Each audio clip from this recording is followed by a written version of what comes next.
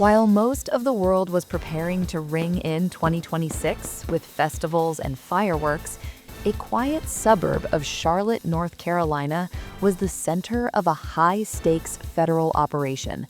As families crowded into grocery stores for last-minute party supplies, they had no idea that an 18-year-old was allegedly watching them, planning to turn a night of celebration into a massacre.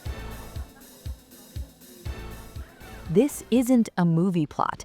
On January 2nd, 2026, the FBI and the Department of Justice revealed they had disrupted a terrorist plot targeting soft targets in Mint Hill, North Carolina. The suspect? Christian Sturtevant. The weapons? Hammers and butcher knives. The motive? A pledge of allegiance to ISIS. Today, we're looking at how close this came to reality, the FBI's all-hands-on-deck surveillance over the holidays, and the chilling detail that this wasn't the first time this suspect had been caught with a hammer in his hand.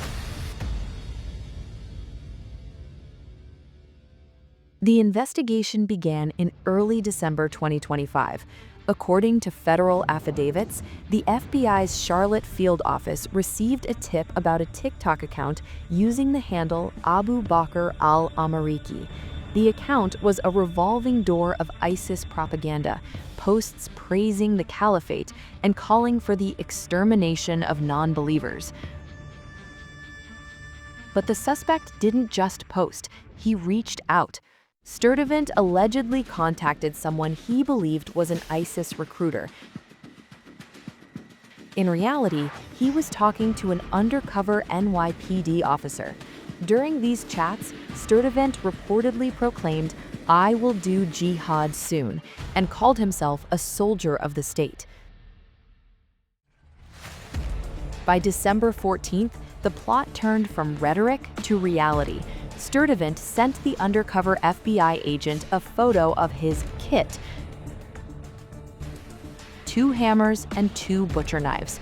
He later met with a second undercover FBI agent in person, where he reportedly scoped out specific targets: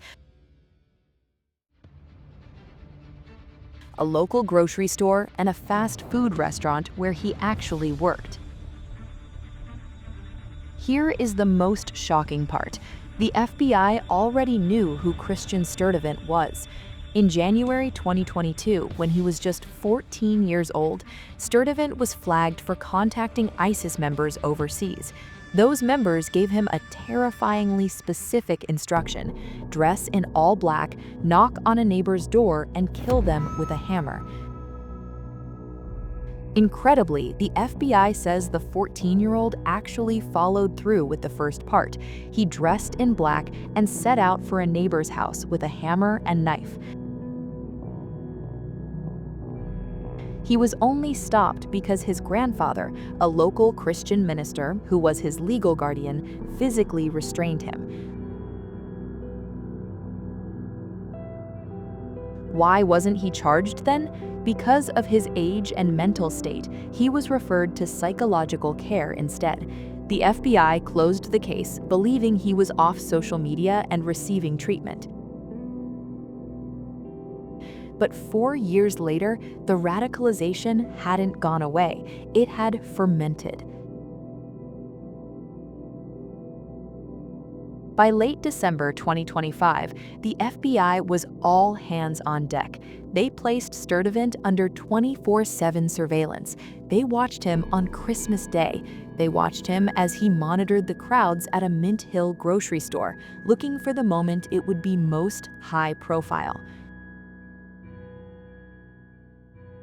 Inside his bedroom, he was writing a manifesto.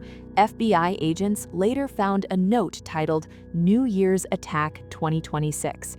It was a grisly blueprint. It listed tactical gear, a vest, mask, and gloves, and set a goal of 20 to 21 victims. Perhaps most chilling was the section titled Martyrdom Op. Sturtevant didn't plan on escaping. He planned on attacking the first responding police officers so that he would die at the scene. The FBI actually tried to have him involuntarily committed just days before the attack, but a state magistrate denied the request. Seeing no other choice, they moved in. On December 31st, as Sturtevant was being released from a medical facility, the FBI arrested him before he could reach his hidden cache of weapons.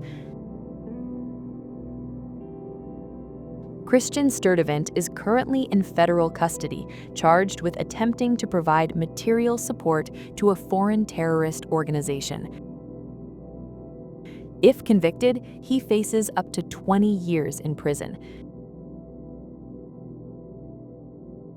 U.S. Attorney Russ Ferguson said it best: "These were places we go every day. Grocery stores, burger joints, places where we don't expect to be harmed."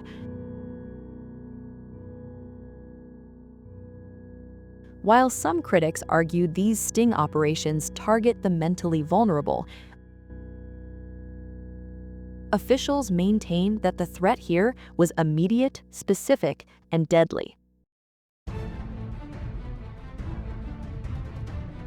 Thanks to swift action and collaboration among law enforcement agencies, a tragedy was averted just days before the world welcomed 2026. But this incident also serves as a reminder that threats can emerge from unexpected places, and vigilance, both online and offline, remains essential. If you found this video insightful, hit like, subscribe, and click the notification bell so you don't miss our deep dives into global and national security stories. Drop a comment. What do you think is the best way to stop radicalization online? Stay safe, stay informed. Until next time.